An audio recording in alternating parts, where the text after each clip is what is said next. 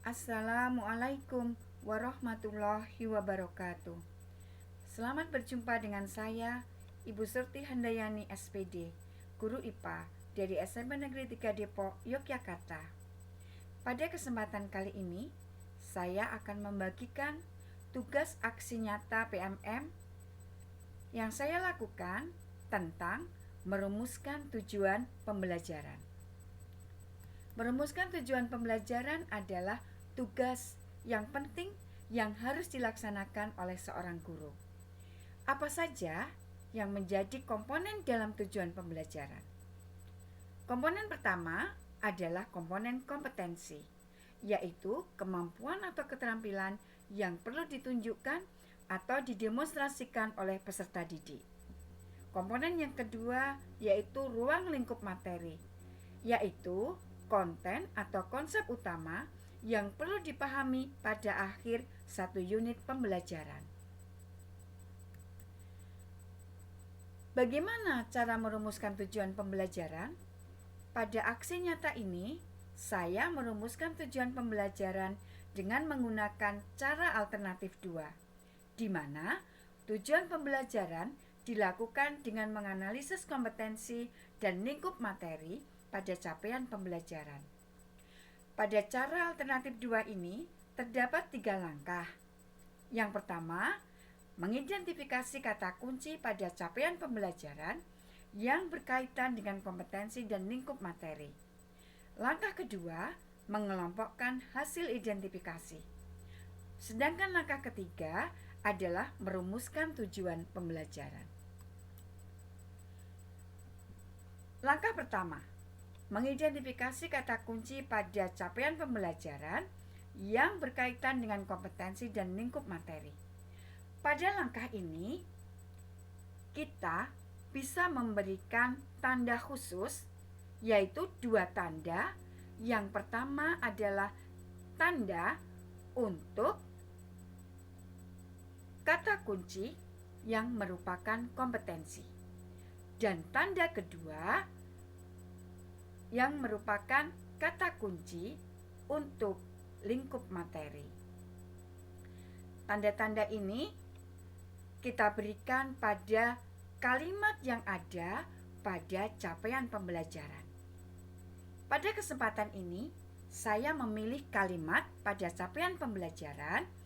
Peserta didik dapat mendeskripsikan atom dan senyawa sebagai unit terkecil penyusun materi, serta sel sebagai unit terkecil penyusun makhluk hidup, mengidentifikasi sistem organisasi kehidupan, serta melakukan analisis untuk menemukan keterkaitan sistem organ dengan fungsinya, serta kelainan atau gangguan yang muncul pada sistem organ tertentu, yaitu sistem pencernaan, sistem peredaran darah, sistem pernafasan, dan sistem reproduksi. Saya memberikan tanda blok kuning untuk kata kunci pada kompetensi. Kompetensi yang ada pada kalimat ini, yang pertama adalah mendeskripsikan, kemudian mengidentifikasi, dan melakukan analisis. Sedangkan kata kunci yang merupakan lingkup materi pada kalimat capaian pembelajaran ini adalah atom dan senyawa, kemudian kata sel, kemudian kata sistem organisasi kehidupan, kemudian kata sistem pencernaan, sistem peredaran darah, sistem pernafasan, dan sistem reproduksi. Selanjutnya, hasil identifikasi ini kemudian kita lakukan pengelompokan pada langkah yang kedua. Hasil pengelompokan menjadi beberapa kalimat dari kalimat yang ada pada capaian pembelajaran. Kalimat yang pertama adalah mendeskripsikan atom dan senyawa sebagai unit terkecil penyusun materi. Kompetensinya adalah mendeskripsikan. Ruang lingkupnya adalah atom dan senyawa. Kata kedua adalah kelompok Kata mendeskripsikan sel sebagai unit terkecil penyusun makhluk hidup. Kompetensinya adalah mendeskripsikan. Ruang lingkupnya adalah sel. Kelompok yang ketiga adalah mengidentifikasi sistem organisasi kehidupan. Kompetensinya adalah mengidentifikasi. Ruang lingkup materinya adalah sistem organisasi kehidupan. Kemudian kelompok hasil identifikasi yang keempat adalah melakukan analisis untuk menemukan keterkaitan sistem organ dengan fungsinya serta kelainan atau gangguan yang muncul pada sistem pencernaan. Kompetensinya adalah melakukan analisis, sedang ruang lingkupnya adalah sistem pencernaan.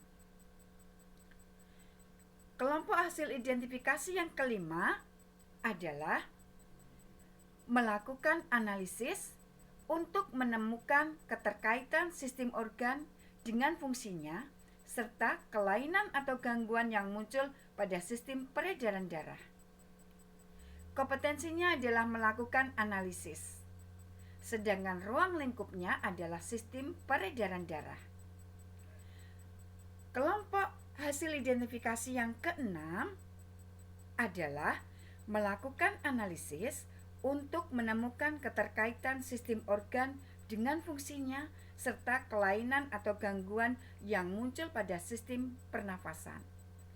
Kompetensinya adalah melakukan analisis, sedang ruang lingkupnya adalah sistem pernafasan. Dan yang terakhir adalah kelompok hasil identifikasinya melakukan analisis untuk menemukan keterkaitan sistem organ dengan fungsinya serta kelainan atau gangguan yang muncul pada sistem reproduksi. Kompetensinya adalah melakukan analisis, sedangkan ruang lingkupnya adalah sistem reproduksi. Dari hasil pengelompokan yang ada di langkah 2 ini, maka kita bisa melanjutkan ke langkah yang ketiga, yaitu merumuskan tujuan pembelajaran. Ada 7 rumusan tujuan pembelajaran yang bisa kita tuangkan. Yang pertama adalah peserta didik dapat mendeskripsikan atom dan senyawa sebagai unit terkecil penyusun materi. 2. Peserta didik dapat mendeskripsikan sel sebagai unit terkecil penyusun makhluk hidup. 3. Peserta didik dapat mengidentifikasi sistem organisasi kehidupan. 4. Peserta didik dapat melakukan analisis untuk menemukan keterkaitan sistem organ dengan fungsinya serta kelainan atau gangguan yang muncul pada sistem pencernaan. 5.